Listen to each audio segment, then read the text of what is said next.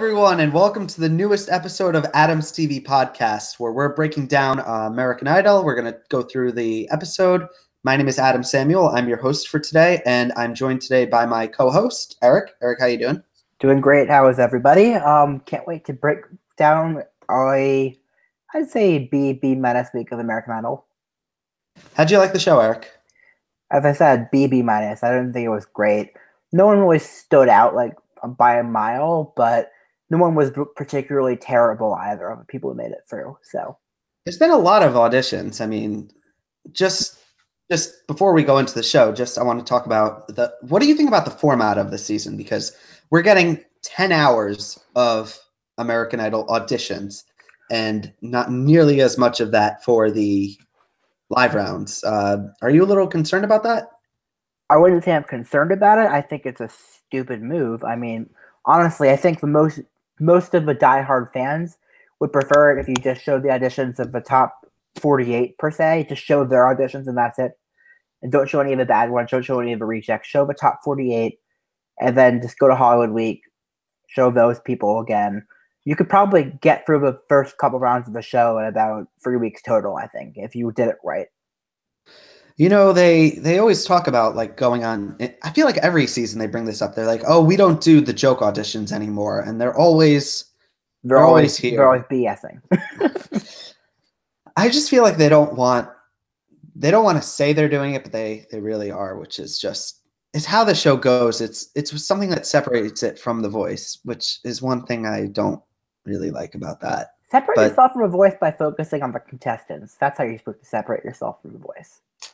Yeah, and just another point to bring up, American Idol is actually being destroyed in the ratings by The Voice. Are you a little worried about the longevity of the show? Considering what I saw what ABC is promising for viewers, and I'm a little worried, but I'm not horrified yet. I mean, they spent a lot of money on this show, and I feel like if they get rid of Katy Perry and find someone cheaper, they'll be able to bring it back for season 2. The thing is I can't see this panel sticking around next season. I can't. What? I mean, I can see Lionel and Luke sticking around. I just can't see Katy sticking around. I feel like this is the thing is about American Idol is they always think about like the one season. They don't think about like moving forward. Like these people probably aren't going. I mean, Luke and Lionel probably will be able to stick around, but Katy, I just feel she's going to take the money and run. I totally agree. Okay. All right. So let's get into the show. So this is American Idol. This is the 3rd audition episode. And we start off with Savannah. We get a montage, the introductory thing. They are kind of pushing the Southern accent contestants and country boys. Yeah, and that leads us kind of into our first contestant, who is Crystal Alisan. Is that how you pronounce her name? Crystal Alicia. Oh, that was bad. Crystal Alicia. So you want to tell me a little about Alyssa? You can go over the backstory if there was one. I basically this week I kind of watched some performances. I watched all the performances, and I watched the judges for most of them. Okay. I didn't watch any of the introductions, except for like the ones that were really long and really important. Crystal, for her performance, she has a great voice. I mean, she's a lovely voice. Too lovely to actually just be a karaoke singer. She has some experience. She had to have had some experience because she sounded too good to not have. Great range, great falsetto. Love a bit of a growl on her voice. I did watch her backstory. She talked about overcoming weight issues, and that was interesting to me. And her red hair reminds me a lot of Allison. So I just want to paint a little bit more of a picture. So she's 20 years old. She's from Florida. Her whole backstory is she's done a lot of karaoke, but nothing else, which watching this was, for me, a red flag or a bad thing. She has this really sad story about her being bullied, about her weight, and she was going through this time where she was self-harming. And it's like the classic American Idol package where they're building this person, they're showing her backstory, Then hopefully she's gonna deliver something incredible. She does "Lay Me Down" by Sam Smith, and on my notes I wrote meh. Okay, I kind of liked her better than you did, I guess. I didn't love her, but I thought she was good. I thought she was nothing special, honestly. Like, for her story, she kind of didn't really deliver. There was a weird part in this audition where she sings, and then her boyfriend, who she says she's been dating for 7 years, gets brought in. And as soon as he was brought in, I think I tweeted this actually. I said, he's totally about to propose, and it just never happened. So it was like a bait and switch. Like, I was totally expecting that to happen, and it just didn't. But okay. Anyway, she gets 3 S's. She is on to Hollywood Week. Mm-hmm. So after that, we go on to, there's a whole segment about whoopee cushions, judges shenanigans. This is, you know why this is here. It's for those people who are really watching the show for just the judges. And I mean, all 5 of them. All 5 of them? I don't think there are very many people watching the judges. I think people watch The Voice for the judges. I don't think people watch Idol for the judges. You never know. So anyway, we move on to our next contestant. It is Kristen Harris. She's 23 years old. She's from McKinney, Texas. She's going to perform "I Want to Be a Cowboy Sweetheart" because, of course, she's dressed up. She has a cowboy hat. She's like a classic cowgirl. Her job is she trains horses, tricks. Yeah, the whole spiel. What did you think about her? I heard yodeling and I fast forwarded. I mean, when she's performing, the judges, they actually get up and they start dancing with her. It was too sticky for me. This was an audition it wasn't for them possibly winning. It was for the moment of their audition. It's when they were. Exactly. Yeah, it's not something that's meant for. This isn't a contestant who's meant to be a contender. She's more, this is a fun audition and something fun happened during it. So after a performance, Luke thinks she's a little green. Katie calls her unique, but doesn't think she's really American Idol stuff. And she actually gets a no from Katie, but 2 yeses, Lionel and Luke, and Katie doing her job. On my opinion, I think I wasn't sold on her. I thought she was okay. I mean, go Katie. Go Katie for saying no. All right. So you want to open up the next contestant? Johnny Brenz, I think. From what I could tell, the story was that he was tall. Was that right, basically? Yeah, he's 6'5". Was that the whole story he had? Did I miss anything else? His story was basically that he's very tall, and his parents actually had no idea he was auditioning. He came in. Oh, that was the other part. Oh, right. Yeah. Yeah, he came into the room. Oh, sorry. Go on. But yeah, he said, "I wrote a song about a lady." I actually kind of liked his personality. I liked the deadpan delivery of his comments. I kind of liked it. But he's mediocre at best in my view, as was the song. I think the most memorable part of his audition, by the way, he sings an original song. It's called Blue Jeans. I think it's okay, but the best part of the audition is he gets 2 yeses from Katie and Luke.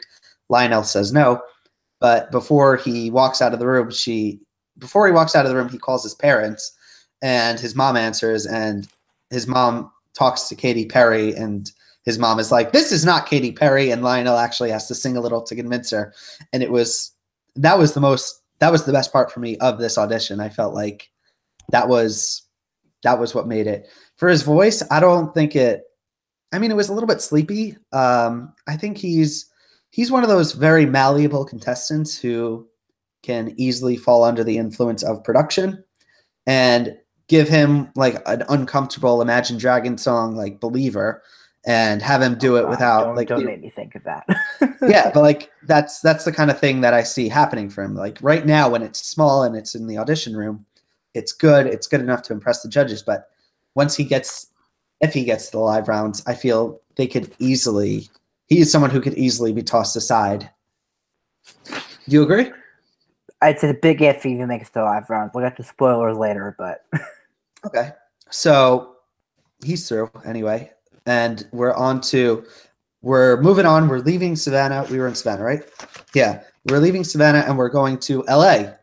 And our first contestant is Ricky Manning, who I actually know, not in person, of course, but he was actually on The Voice. Did you watch him at all? Are you familiar at all with his I work on never The watched The Voice? Voice for his season, so I don't know. What So season was he on? season 7, I think. I He didn't was watch Team that one. Gwen, and he was like, he advanced to the playoff rounds, and he was cut pretty unceremoniously. They kind of didn't show him the best. I mean, he was okay, but like there were much more memorable contestants that season, and he kind of just got lost in the shuffle. So he's from Los Angeles. He's 22. He sings an original song. It's called "LA Is Lonely," and I'm just gonna throw it out. I thought this was the best audition of these 2 nights. What do you think? I don't. I disagree personally. I think he's good. He has a great voice. I like the song. I've seen a lot of guys already from last week that were better, and I don't think he is particularly phenomenal. Personally. That's fair. I don't think he's got the best voice. I honestly just really enjoyed that original song of his. I actually went on YouTube. I like the song. It was I could see he's one of the few contestants that like got me excited about this show. Like for me, going into these seasons, there has to be that 1 or 2 familiar face that I can like attach to and get excited about for their run. And then from there, I can like start to enjoy the other singers. And this was the first audition where I was like, I could get excited about this season. This was something really good. I'm glad you felt that way. Well, I'm clearly in the minority here, but he gets maybe 3 not. yes. Maybe not. Who knows? Maybe not. I probably am in the minority, but he gets praise from the judges and he gets straight through. Yep. Do you have any thoughts about him? I already gave him. He has a great voice. Like the song. I've seen guys better. So, by the way, this is just something I've been noticing about the show. Are we completely done with a cappella auditions? We are not. And we get to one of those later on in the next episode. That's weird because they're very scaled back, if at all, where someone they're very they actually have someone just assigned to play piano for people, which is interesting. What do you think about that change? Are you for it or against it? I think it depends. I mean, here's my thing. X Factor does auditions in front of a big audience, and they have. I hate that. You see, I don't hate that. I actually, and they don't always do it in front of audience, but since they just started doing it in front of audience, they always have a track. So they sing like a real performance, like they would normally. I like the idea of an a cappella audition. I also like the idea of having a better version of the song to listen to after the audition. So I'm torn. For me, it's about the progression. Like, it starts I definitely small. agree that I like the idea of progression, but I also like the idea that if we're getting a limited number of performances from everybody, I want each performance to be great. I don't know if I share that opinion. I like we start, everyone is small, we're in the same room, and then slowly we get to the stage in Hollywood and then we get to the tape performance, and then we're live. It's like this build up, and it makes those live shows so much more exciting for me, honestly, because it's like we finally made it. Like with the X Factor, everything is kind of a little bit the same. The audition is in front of a live big crowd.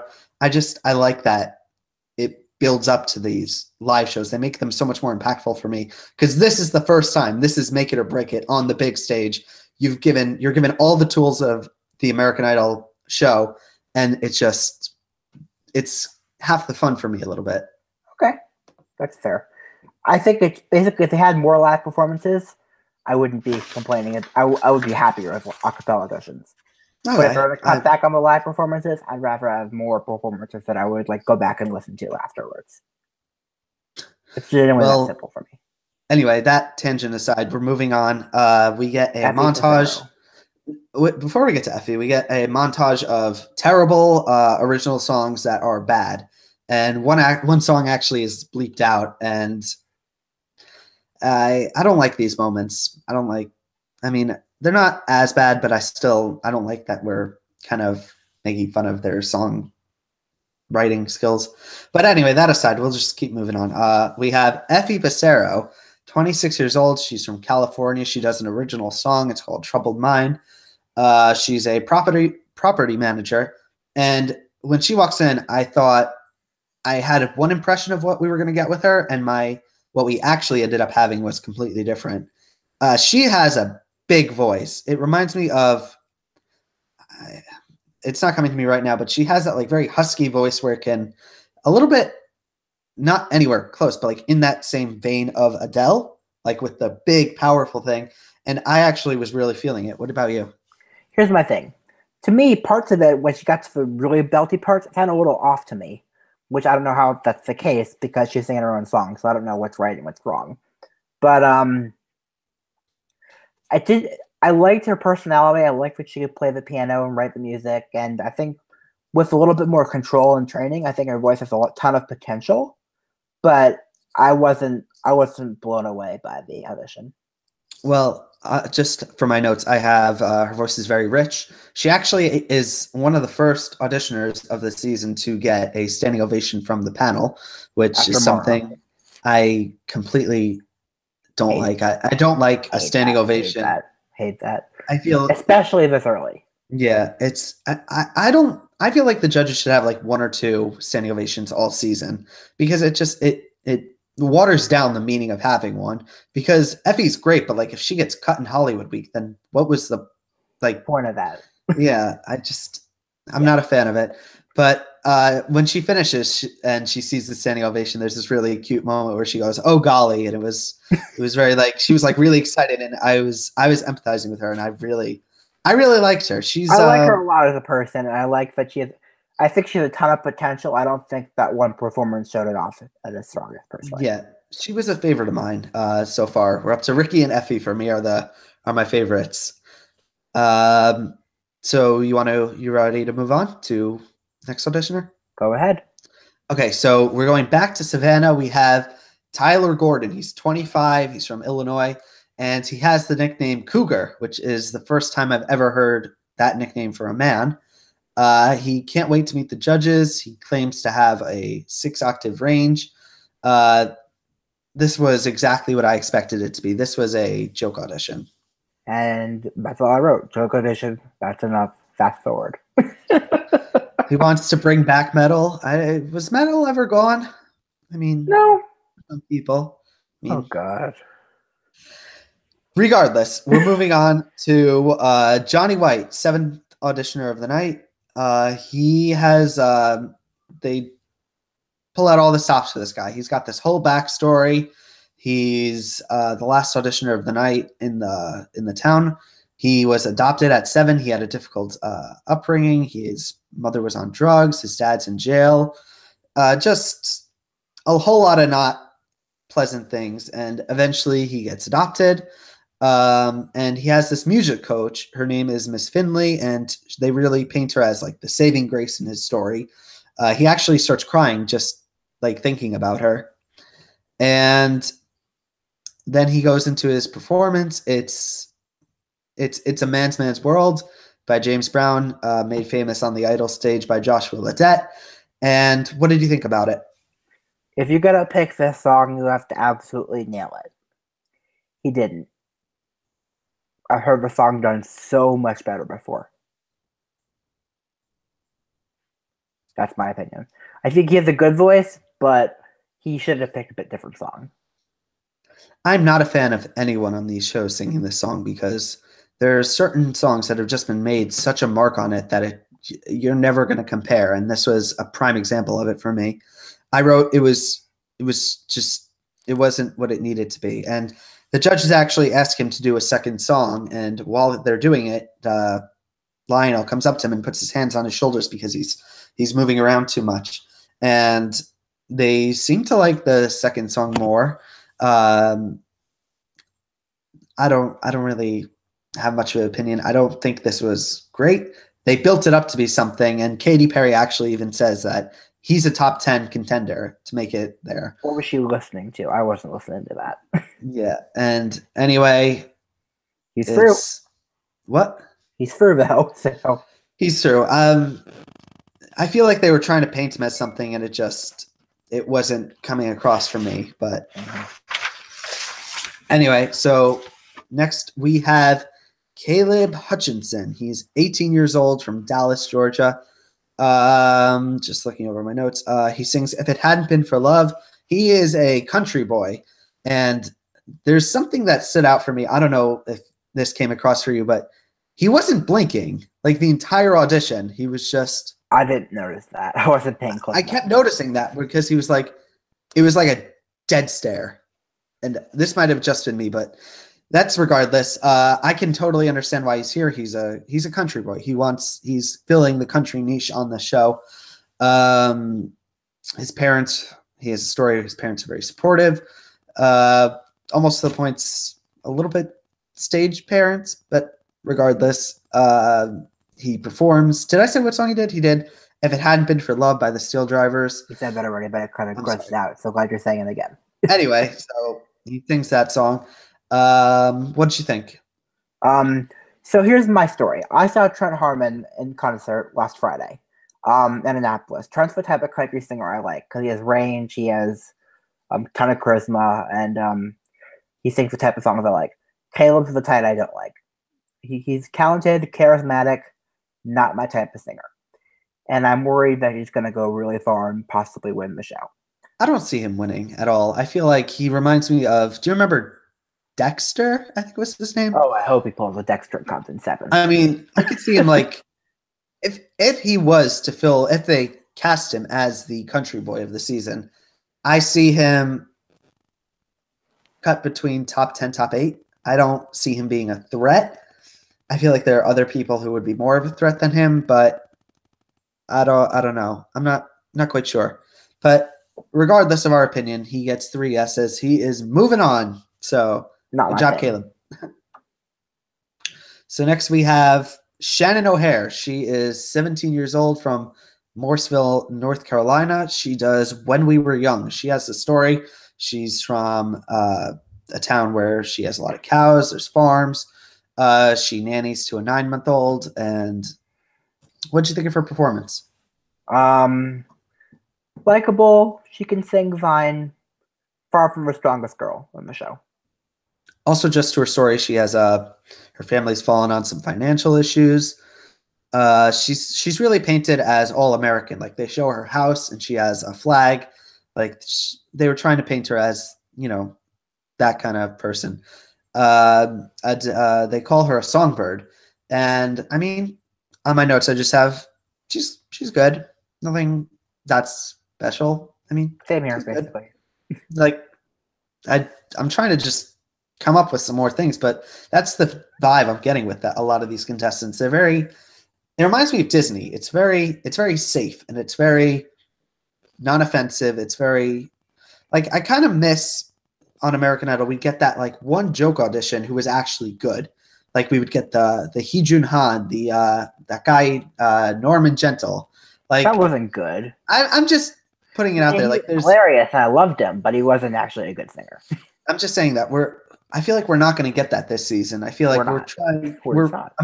Disney really wants the show to be very safe, and for me, it's like watered down Idol. It's like it's good. It's not bad. It's not good. It's lukewarm. And get it, Luke Brian. Anyway, so do you agree with that? What do you think about that? Do you miss those kind of contestants, like that one joke auditioner who's actually pretty good? I have no idea what the hell you're talking about, but yeah, sure, why not?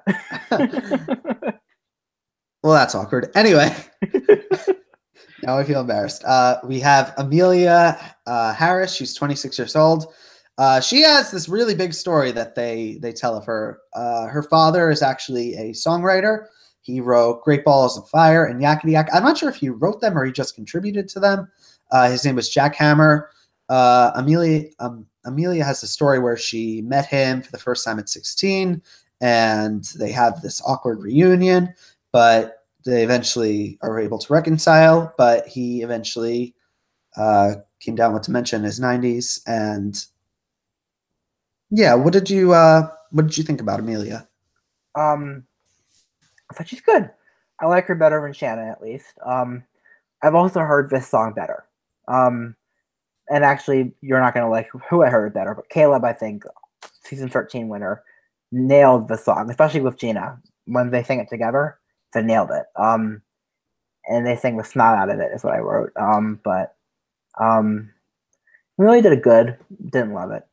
They call Good. her. They say that she's very sultry, which I actually agree. But this song, it reminded me of like when you're in a club and you hear a singer like just kind of quietly playing. I mean, it wasn't a quiet performance, but this is "Gimme Shelter" by the Rolling Stones. Did I say that? Did I say the song? I'm not sure. Never did I. So Well, anyway, that's what it was. "Gimme Shelter" by the Rolling Stones, and this is like a song that I was actually watching the video of like how they made this, and the singer was all about like it needs to go there. You need to go that extra like to make the to I can't quite, you know what I'm saying with it? Like it needs to be taken to that next level. And it needs to be like at a 12 and she was kind of at a 7.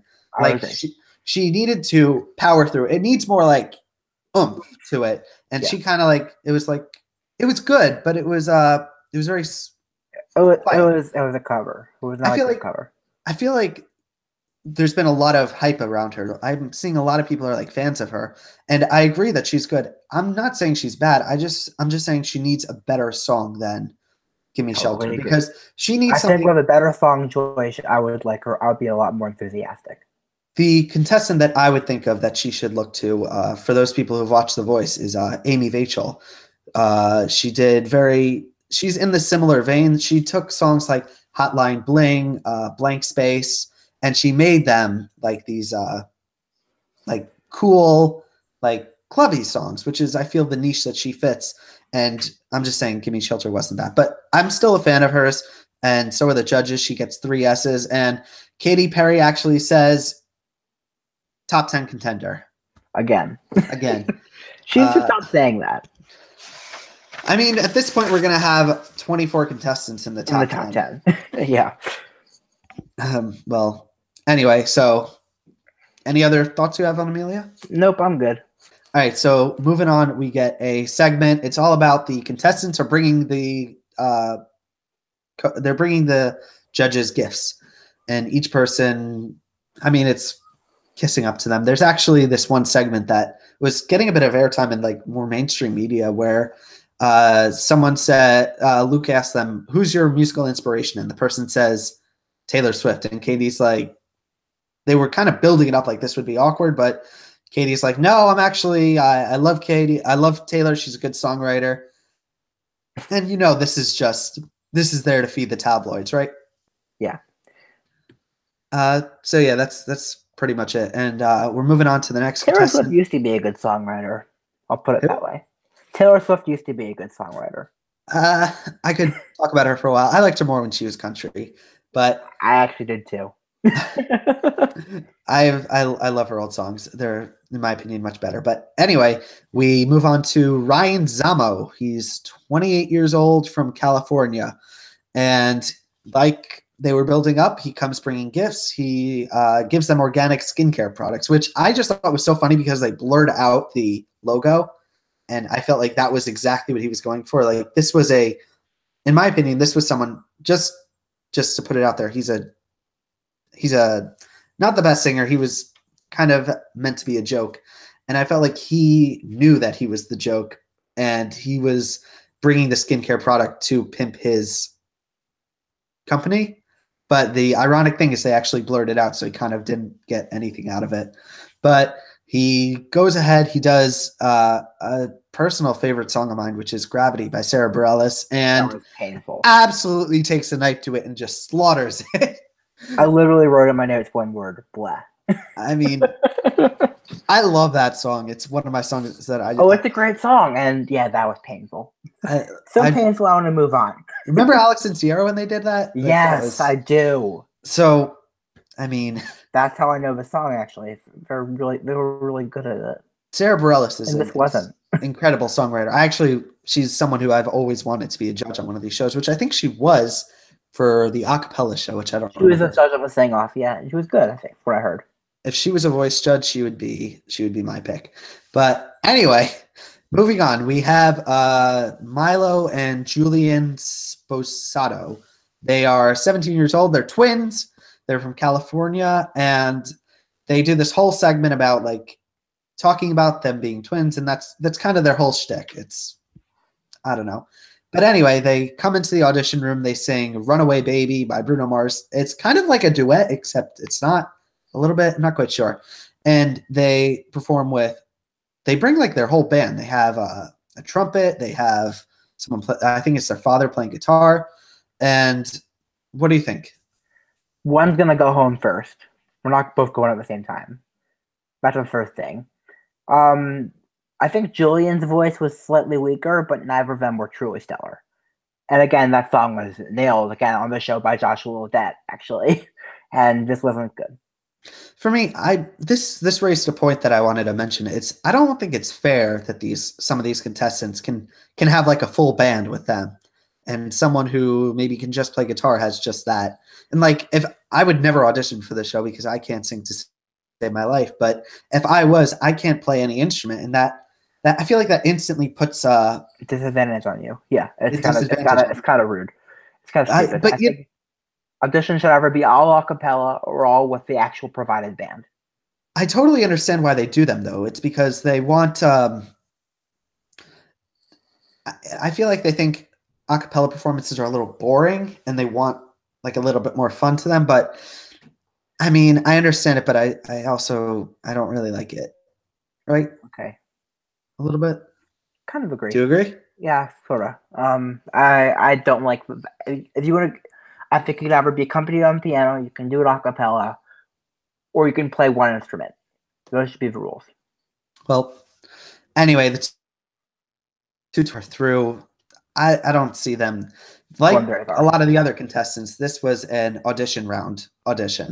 Like they were here for their audition, and I feel maybe into Hollywood Week they're just going to dramatically cut them. They're going to do the whole group round, one step back, one step forward. In fact, I'm going to put this out there right now.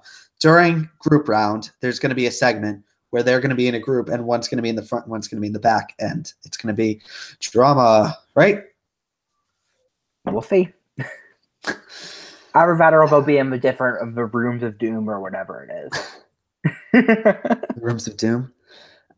Anyway, so we move on. We have Les Green. He's 27 years old. He's from Baltimore, and he's performing "A Change Is Gonna Come." He has this whole backstory about his parents breaking up, and for a time they lived in a tent. It's this whole story about, the classic American Idol story. What do you think about it? His voice kind of seems strained in parts a little bit to me. But also, the more important thing is that I was comparing this to Adam Lambert. Adam Lambert sang the song on the Idol finale. And Adam Lambert sang the snot out of this song. Les wasn't close, not even close. I liked it. I didn't love it. To quote a wise previous American Idol commenter, it reminds me, he called a performance, it was very Shouty McShouterson, which was a Michael Slezak quote that he said, I think, about one of the contestants. It was the first couple of seconds was I felt like he was yelling at me, like I did something wrong and he was trying to get my attention. I mean, it was an okay performance. It's very rough around the edges. Okay. Wasn't great. Not the best, but I understand it. But he gets through, and he's going to Hollywood Week. What? Why not just let everyone through? Everyone's getting through. This is everyone's getting going on. We were speaking before the show, and I know that this next contestant is a favorite of yours, Eric. So I'm going to throw it over to you. You want to introduce them? Okay, so Maddie Zam. Let me first say that I'm torn about the actual story part of her. I'm talking. She's my favorite because of her voice and her tone and her personality in general. I love her voice. I love the tone of that. I loved her. I love that she works with people with special needs and Down syndrome and stuff. She's wonderful. I'm not entirely sure how I feel about the show shining such a spotlight on the kid, Marcus. He looked kind of uncomfortable for most of it, and it kind of, also, I'm kind of working right now with a disability rights group for my job, and a lot of my coworkers, I don't think they would be happy with this type of portrayal personally. They might call it something called inspiration porn, and I don't entirely disagree. But I actually, go on. I'm sorry. Go ahead, though. No, I think that's actually a very valid point. I felt like they were kind of selling the story, and maybe he didn't want to be a part of it. Who knows? I don't know. We can't speak for the person, but from the impression that it came across, it was a little bit awkward. But just focusing on Maddie, Oh, I just love Maddie. I liked her a lot.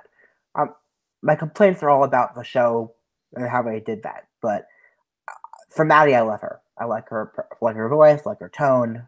I liked it. so she's 19 years old. She's from Idaho. She sings "New Rules" by Dua Lipa, and like you said, Eric, she has this backstory where she works with people with special needs. It's I feel like you kind of said set the story there for how her audition goes. I thought she was okay. I mean, again, not a favorite of mine, but the judges are really into it. They bring in her friend Marcus. They take a selfie together, and she gets 3 yeses. She's going to Hollywood. Yep. Anything else? So that's actually the end of the episode. And this podcast, we're actually going to talk about the episode 3 and episode 4. So we're going to go right into episode 4. But before we do that, I just want to say that the spoilers are not going to be here. We're going to talk about them all the way at the end. So, Eric, as a whole, what did you think of this episode? I'd give it a B minus. You're more generous than me. I'm actually C plus B minus. I mean, there were very few contestants that I was really digging this round. I mean, there was Effie and then there was Ricky for me, and that was kind of it. I liked a couple of them, but my issue with the round was that, yeah, it wasn't great, but no one was particular. Other than the 2 Joker editions, no one was particularly like, God, why do I have to listen to you either? So that's why I give it a B minus. All right, so I want to ask, who are your 3 favorites of the night? Maddie, based on potential, Effie, and Crystal. Really? I mean, I guess you can say Crystal. I'll let you. It was tough. It was tough. I didn't love really anyone. So I'm gonna say my favorites were Effie, Ricky, and okay, this is gonna be hard. You see, the third one was hard for me too. I'm gonna say Amelia Harris, just because I see a lot of potential in her. Like I said, I don't think this was a really good audition for her, but I see something in her. I see like she could make a deep run in this game. Do you think so? We'll find out. All right, so we're just gonna keep on going. We're moving on to episode 4. So we start out. We are in New Orleans. We get a parade. There's this whole moment where they're on floats. It happened. That's all I can really say. Yep.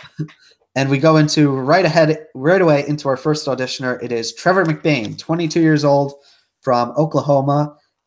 He does Colder Weather by Zach Brown Band. He's got a hat on. For his audition, he's a goat farmer, and he dreams of being a music legend. And what did you think? Well, comparing him to Caleb Cutchinson from the night before, I'd say Trevor is the type of country singer I like a lot better. He has more range. I like his personality. I'm glad he made it through. I'm not a huge fan of his, but I like him a lot better. I like his style of country music better than the other style. I was actually lukewarm on him again. I mean, I was too, but I'm saying if I had to pick a style of country music, this is the kind I like better. Grading it on a curve, I'll say that he was okay. He actually has a story where he has a cow. The cow is named Simon Cow, which I actually not so subtle take. I kind of giggled at that. Not really. I mean, I got mad at myself for giggling at that, but I did giggle at that. Okay. Anyway, just he also has his 81-year-old grandmother, and she comes in at the end of the audition, and 3 yeses. I mean, not much more to say there, unless you have anything you want to say. I'm good. Okay, so we go back for the next audition, or we go back to Nashville. We're jumping around a lot, which I wanted to bring up to you. Do you like that the episodes are not linear auditions, or do you like that we're just going back and forth? I don't care, honestly. I'd honestly rather them just ditch the city thing altogether and just show the damn auditions. It'd be awkward when everyone, all of a sudden, every other audition, they're just changing clothes. Cares. Anyway, we got our next auditioner. It's Adriana Bolton, 20 years old from Portland, Oregon. She's doing Natural Woman by Aretha Franklin. She says that her friends compare her to Ariana Grande and Mariah Carey. And as soon as that happened, this was pretty obvious where things were going, right? I don't think I even saw her, but I could tell she's a joke audition based on that description. Yeah, she says she's won a lot of competitions, and you could probably predict not good. Not good. I can tell by that description. If anyone who compares themselves to that Idol, it's not going to be good. It's a general rule. This next part is everything I don't like about American Idol, so we're just going to go right through it really quickly.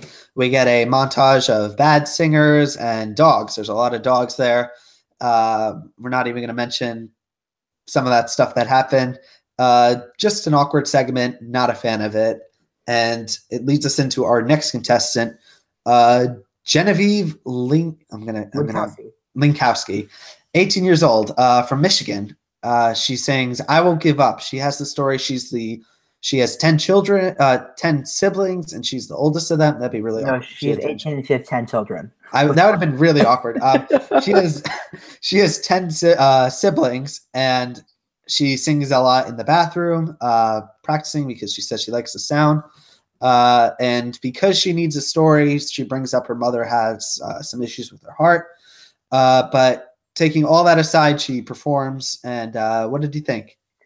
Well, I got a little sad watching it for the sole reason that she reminded me a lot of Christina Grimmie, who sang the same song, sang it basically the same way. Grimmie was better in my view. I miss her, but I miss her too.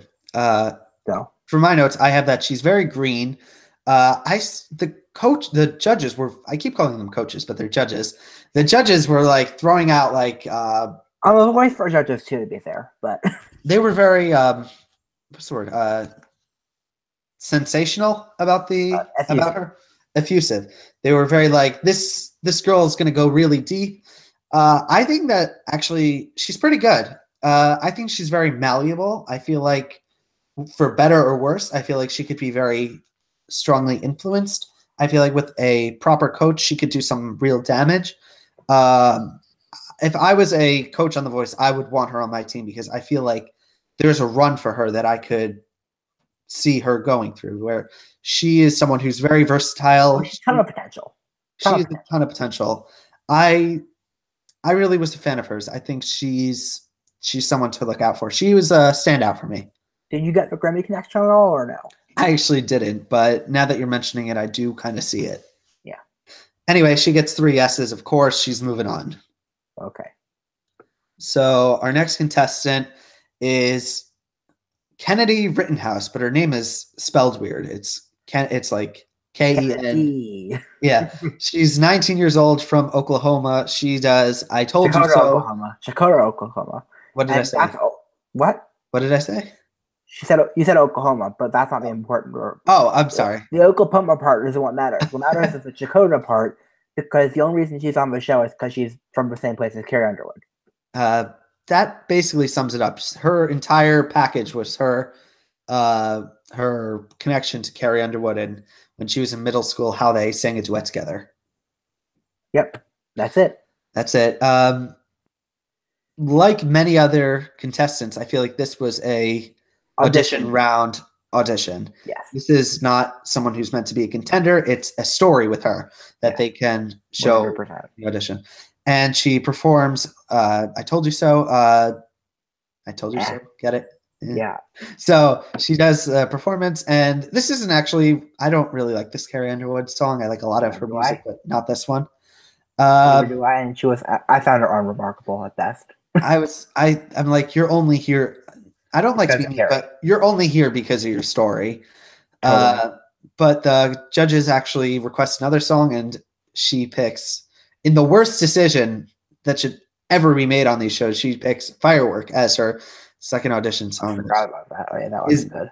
a very bad thing to do. I would say Never sang that song. never sing the song because it's not a song that really can be sang live unless you're Katy Perry.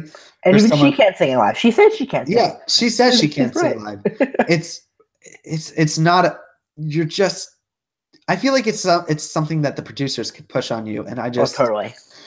I don't know. I have on my notes. She's nice, but not great. Yep. That's kind of my feeling with her. I'm ready to move on. We're moving on. So we're going back to New Orleans. I feel like we're jumping around a lot. So yep, we are.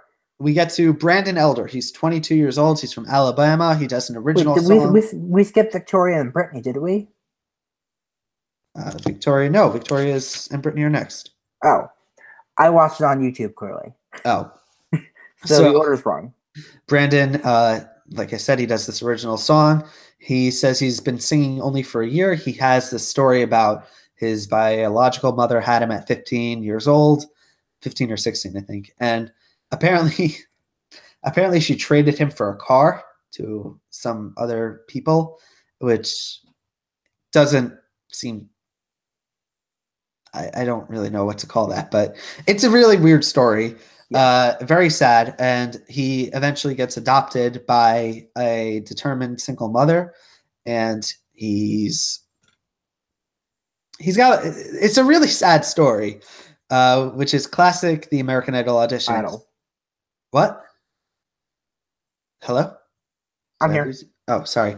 The performance is okay. I feel like, all right, I'm just going to be a little bit, I'm going to be a little bit critical. I feel like take away his story and his original song, and he's an okay singer. I don't think he's the best. Do you agree? Totally. I thought his voice was good, actually a little grating to me at times. And I like a bit of a rasp in a singer, but his was a little bit too much for me. Like I said, he's a story audition. I don't think he's the same kind of story audition, because I think he's going to go a little further, but yeah, we'll see. I could see him at most making the third round of Hollywood Week. Yeah. Maybe. But good for him. He gets through. Good for him. I mean, it was a good story, so I'm happy for him.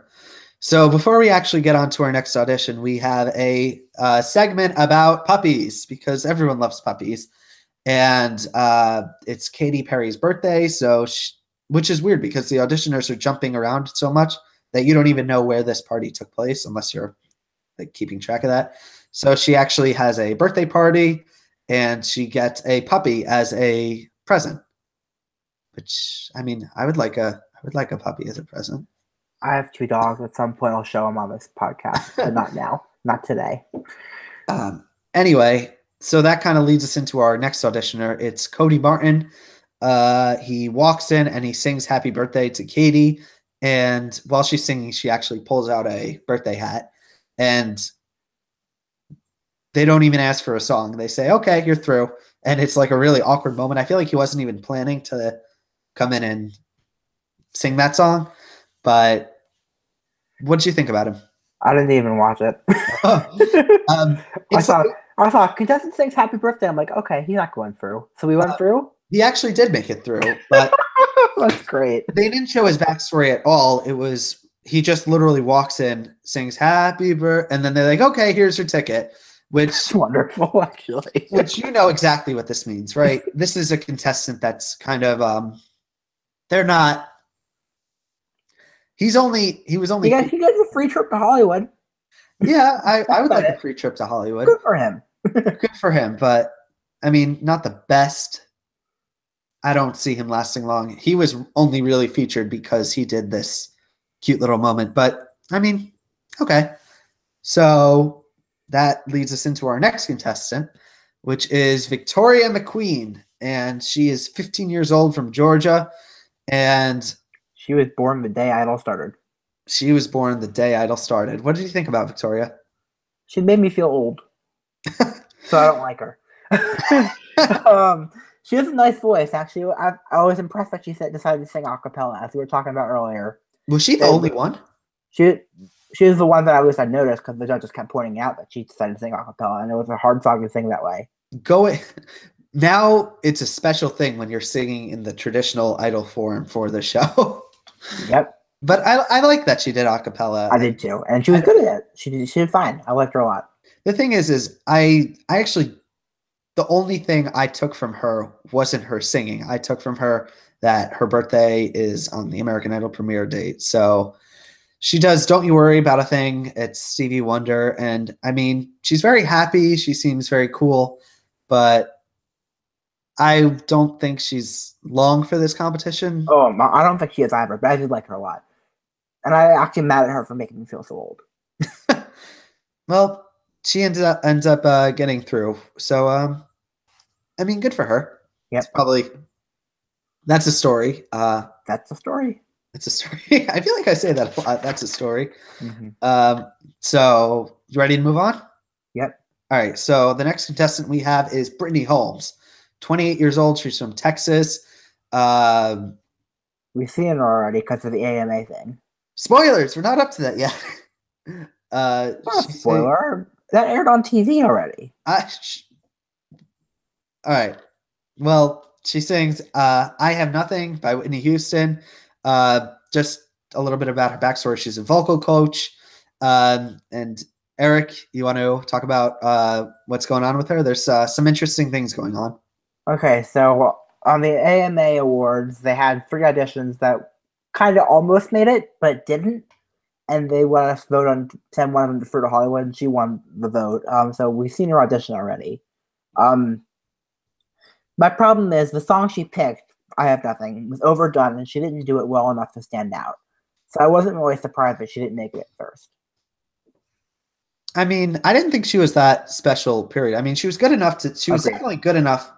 I feel like this audition, even though I absolutely hate I Have Nothing on American Idol being performed because it's just been done so many times, I feel like she warranted a trip to Hollywood, but it was awkward because I was kind of after they said no, because she actually got said no, I kept expecting them to jump to when they show her winning was it the AMA thing? Yeah. I kept expecting them to show that, but they didn't. So it was just kind of awkward because we're probably going to jump ahead to Hollywood week and she's just going to be there. It's going to be like, unless they just don't choose to show her, which would be, it would be strange. Okay. Next. So next we have a montage of singers, and there was actually one thing that I didn't notice, but someone else pointed out, was in these montage of singers that didn't make it was a contestant. His name was Johnny Rez. He was actually on The Voice, and that's really awkward to audition for these shows. I'll just be on like The Voice and then come to American Idol and get turned down at the audition round. It's an awkward, practice, but yeah, because I feel like they're kind of built up going into the audition. I'm always a fan when contestants go from show to show. It reminds me of I'm not a fan of that usually, but I don't Really? mind it. I'm actually a huge fan. I love when it happens. I love seeing like America's Got Talent and The Voice and all these people from all over. I feel like when people are robbed on a certain show and they try again, I don't mind it. But I feel like if you've done a show and you weren't great, you shouldn't keep trying. It reminds me of a crossover, like Mackenzie Borg when he was on, like Olivia Rox. It's like I'm all for it. But anyway, we go into our next contestant. It's Dominic. I think he's just introduced with that name, unless no. Who was? What? It was just Dominique, I think. Oh, it was Dominique, and just from my records, it says that his last name is Posey. Oh, I was going to say something completely different, but thank you for saving me there. He sings A Song for You by Donny Hathaway. He's from Alabama. He's a smooth dude, his voice. He works as a legal secretary. He kind of when he was auditioning, he kind of just had this like blank look, and he like was just, I mean, I have down that it was okay. It wasn't great. It was, I'm trying to find the words. It was, what did you think? I'm going to throw it to you. Okay, so I heard the song a lot before, especially on X Factor. He did a good job with it. The runs bordered on excessive at times for me. was my issue. There were too many runs. They were executed well, but they were overdone. It was a little overbaked, if that makes sense. I did like him though. Other notes I just have of him is that he didn't really emote that well. Like he was singing and it was pretty what was the words that were coming out of his mouth, but they didn't feel like anything. Mm-hmm. Do you agree? Do you think that? Yeah. Okay. So any other thoughts do you have on him? Nope, that's what I have. All right, we're chugging right along. We move on to Amalia Wadi. She's 28 years old. She's performing To Make You Feel My Love by Bob Dylan, which is a personal favorite song of mine. She has this whole story about her backstory. She has this whole backstory about her father. He didn't really know each other, and when they finally meet each other, it doesn't really work out that well. But they kind of focused on it, and then they just kind of shoved it aside and didn't mention it. And for my notes on her, it was okay. I mean, what did you think? So, first of all, she looks, if you remember Majesty Rose, she looks like her secret twin. No, I don't think so. A little bit. I don't see that. And maybe it's the hair, who knows. Her voice sounds a lot younger than she actually is, if that makes any sense. I like it. It's different. She can hit high notes easily. I'm not blown away by her, but I liked it. Okay. I don't have many thoughts about her because it was just kind of it was like a lot of the other contestants. It was like a safe, like, okay. Yeah. She gets 3 S's anyway. She's going on through.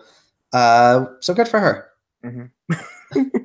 Next we have Daniel Etheridge. He's 22 years old from Texas. He's performing Fire Away by Chris Stapleton. He's an Asian country boy. He comes from a military family.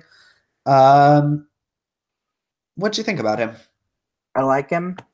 Voice is unremarkable. The song was good. He wrote an original, right? No, it was an original song about his sister. Yeah. I think it was about her school experiences, I think, right? Yeah. I don't even remember. The one thing that stood out though is there's like this classic moment of the judges being primed on the contestant that's going to come in, because they actually were asking him specifically about his sister, and they were asking like, oh, what's that song about? And I feel like it pulls back the curtain a little bit on the show for me, because you can clearly tell that the judges were told to like ask these questions. Told to ask these questions, yeah. But I mean, that's the name of the game. Otherwise, it'd be awkward if they just come in and they just do their song and they're never really mentioned. Yeah. But anyway, good for him. I wasn't a fan of his. I can't see him lasting that long. Never can I. But the next audition, or double auditions, in my opinion, was a mess. But it was also the highlight of this episode for me. Do you agree? Just before we get into it? I don't think it was the highlight of the episode. I was watching this and it was like dripping with drama. Like this was just set up for this huge moment, but I'm getting ahead of myself. So we have our next auditioner. Her name is Taryn Kosia, I think was her name. Yeah. You know, she has the story. She's from New Jersey, and she actually brought along her sister. Her sister's name is Peyton Taylor. And she brings her into the audition room to play guitar, and all of a sudden she does her performance. I think she goes first. Yeah, she goes first. And then they say, oh, I'm more interested in your sister playing guitar. Why don't you come over and audition too? Which this was the second coming of the Colton Dixon and Skylar Dixon audition, right? Not necessarily. I honestly forget that audition, but I thought, here's my thing. Peyton was better. Better voice, at least. Taryn had a lot of personality, but the voice was just okay. Peyton had no personality, but she had an explanation for that, for this audition, at least.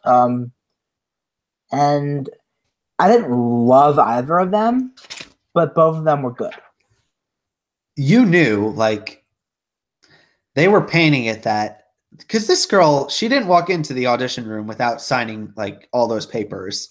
Like She was going to audition, yeah. She was going to audition, and that was like the whole story, which by the way, when she was like getting her praise from the judges and they were saying you're more interesting than your sister, I was like, this is just they're going for the drama. And you see Taryn's face and it's just this like blank, like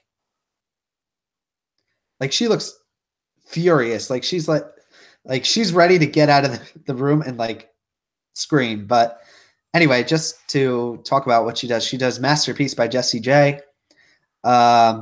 There's something interesting that she said during her intro package. She says she sings at a airport. She said that she makes her living singing at an airport, which confused me because isn't she 17? So, oh, she doesn't need to make a living yet. Isn't she in school? Yeah, good point. I mean, good point. I'm like, yeah, why can't people make an airport? Yeah, I get it.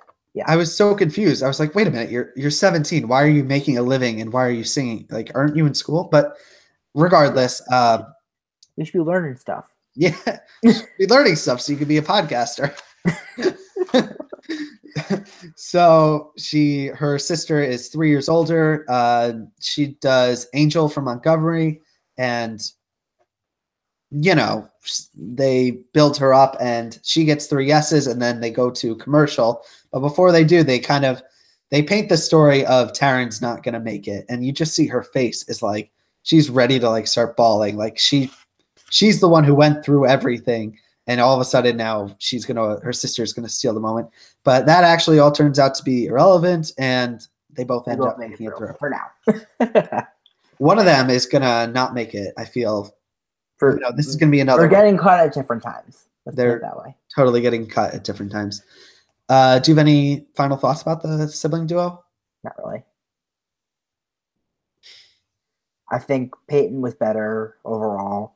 Taryn was good, not great. Neither of them were great, but I actually thought Taryn was better. I mean, she was a little bit generic, but I feel like she was still pretty good. There was a moment in the audition where Katy Perry whispers. She whispers in a moment totally not set up for TV to, I think it was Lionel just saying like, I think that one's better. Or are we going to say that person saying, it was one or the other. But irrelevant. Moving on. We have our next auditioner. He introduces himself as Sam, but just from reading along online, you could find that his real name is Simotheus. He is 20 years old, and his whole intro package is talking about his hair, which I didn't think was anything that, his hair wasn't that insane for us to be spending so much time talking about it. But anyway, he does Tennessee Whiskey by Chris Stapleton, and he does it on piano, and, I mean, it's good. What do you think? Again, back to my concert last Friday. Trent Harmon did this song on Friday. It was great. This was good. It wasn't as good. He didn't sound as good with full voice as he did with a falsetto. And the Katy Perry talking about foreplay thing, I giggled at that. I felt like they were kind of painting him as a joke auditioner, and he wasn't, which kind of fits into what I was talking about before, but I don't think he was that great too.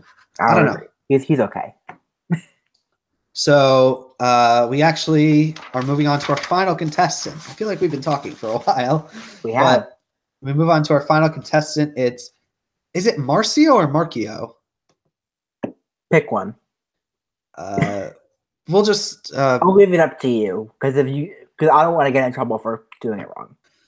We'll just call him. I threw it out. We'll call him by. I'll just call him Marcio. He is from Compton, California. He does "Jealous" by Labyrinth. Not a fan of that song. See, I am a fan of that song. We've actually seen him before. I don't know if you remember, but he was actually on American Idol 15. Do you remember him at all? No.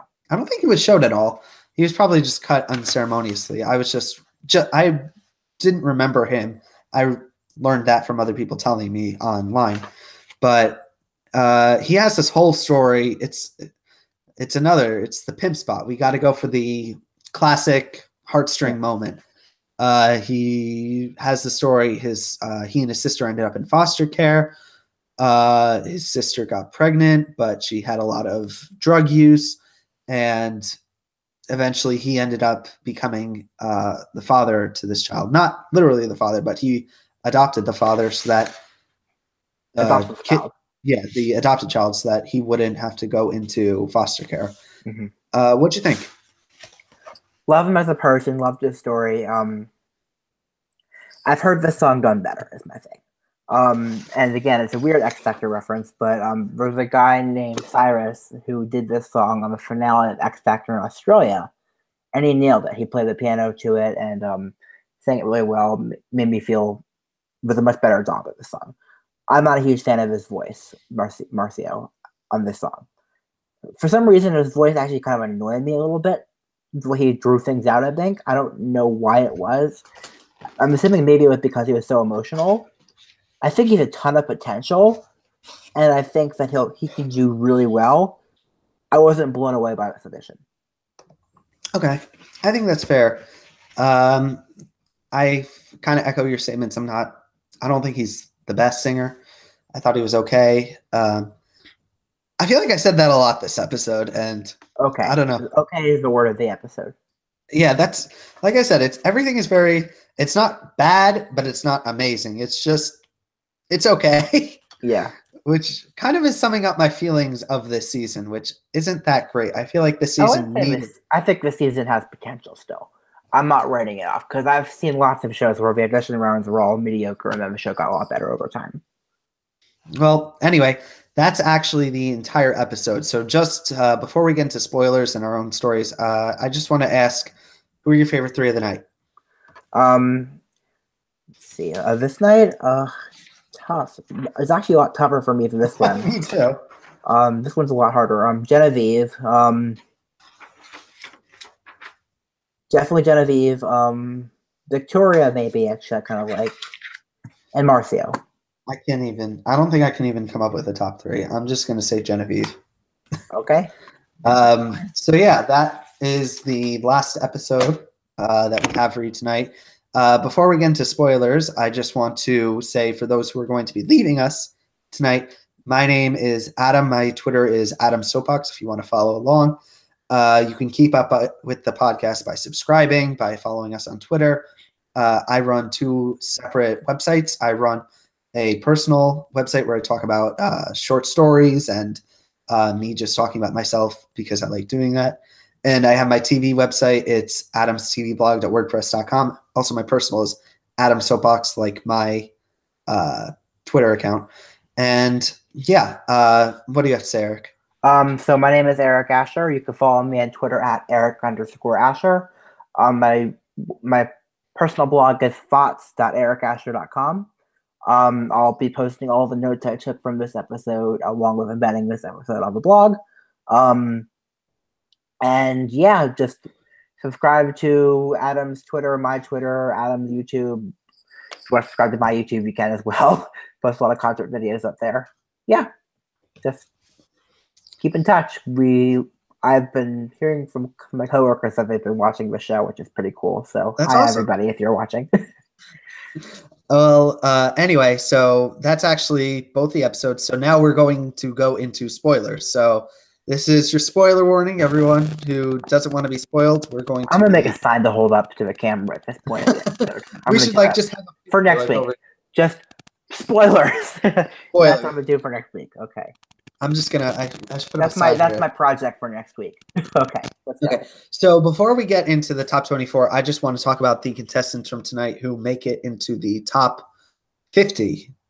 So the first contestant. Oh, before we do that, correction from last week. Oh, go ahead. I was an idiot and I wasn't looking at my list last week. What was the guy's name that I said made it that didn't? You said Lane Hardy made it. Who? Lane? Can you hear me? Yeah, I can hear you. Lane? Do you remember Lane Hardy? Lane. Yeah, I said Lane made it to the top 14. He didn't even make the top 24, I don't think. I think he made it. He made it into the top 50. Yeah. So I done goofed. Sorry. But okay.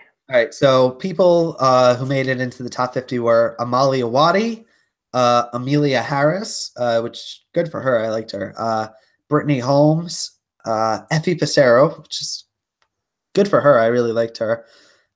Just looking down the list, Maddie Zom, who you were a fan of, made it.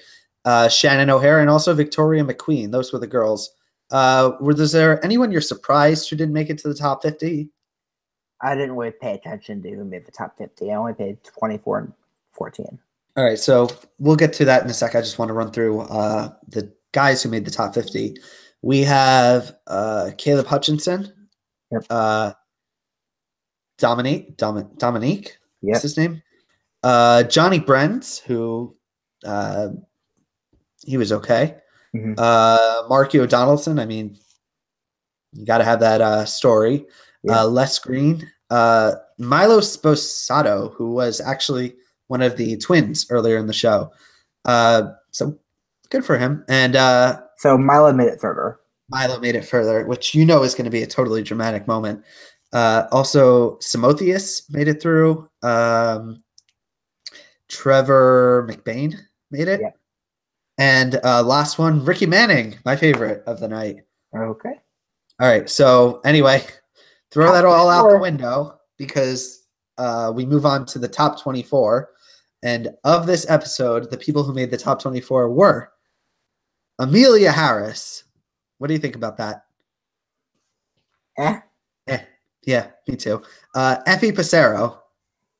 Good. Thumbs up. I think that's Shannon. Shannon O'Hara made it. Yeah. O'Hara made it. I mean, good for her. I don't think I really was a huge fan of hers, but Maddie got cut. Damn it. Maddie got cut, which was annoying. A little bit annoyed by that, but maybe she'll be back. Or maybe she'll screw up in the next round. Who knows? Who knows? Then for the guys, the people who made the top 24 were Caleb Hutchinson, Dominique, Johnny Brenz, Marcio Donaldson, and Trevor McBain, who was a surprise to me. I'm surprised Trevor made it. I'm not terribly surprised. I'm surprised. The one that surprised me is that Maddie didn't make it, honestly. All right, so now here's the big moment. This is the contestants who made it all the way to the top 24 and are still in the competition right now, building up to the live shows. So, Caleb Hutchinson. What? We're just two, right? From this episode, there were 1, 2, 3. I have. Oh, who's the third? So the first one was Caleb Hutchinson. I mean, yeah, he's the country boy. Like I said, I see him. He's in the top 14. I don't see him making it to the top 5 unless there's like a huge country voting block that's going to come out to play. But fingers who knows? Crossed. I hope you're right. Who knows? We have Johnny Brent, who was a surprise to me, but I feel he could be a threat now because now he's in the top 14 and the power is in the hands of the fangirls. And I feel something could go down. There could be a lot of push for him. Do you agree? Yeah. Anyway, the last person to make it through was Marky O'Donnellson. Classic pimp story. Not a fan of his, but maybe he can surprise us. So far, that rounds out our list. That means that of the contestants we've seen, that means our top 14 is Caleb Hutchinson, Dennis Lorenzo, Garrett Jacobs, Johnny Brenz, Maddie Pope, Mara Justine, Marky O'Donnellson, and Michelle Susset. So that is 8 contestants. We are missing 6 to come from the last 2 hours episode. Okay. I'm excited to see the last 2 hours. Save a lot for the end. Save a lot for the end. So that's actually everything that we have to cover. What do you think? What do you think, Eric? Any final thoughts? Well, I'm a little annoyed about some of the spoilers. I think Effie deserved to make it over some of the others. You know, maybe she crashed and burned. You never know. Yeah, we don't know at this point, but we'll see. I'm still sad Ricky didn't make it. I know you are. I mean, I feel like I really just liked it because I really enjoyed that original song, but who knows? Anyway, so unless you have anything else you want to say, do you have anything else? I have nothing else to add. See you all next week. All right, so we'll get you the time. I will be tweeting out the information about our next show. we'll move forward from there. So that's actually everything we have to say. So thank you to everyone who's joining us, whether you're live or you're watching this afterwards on YouTube. Thanks so much. You keep the show going. So thank you. Peace, guys. Adios.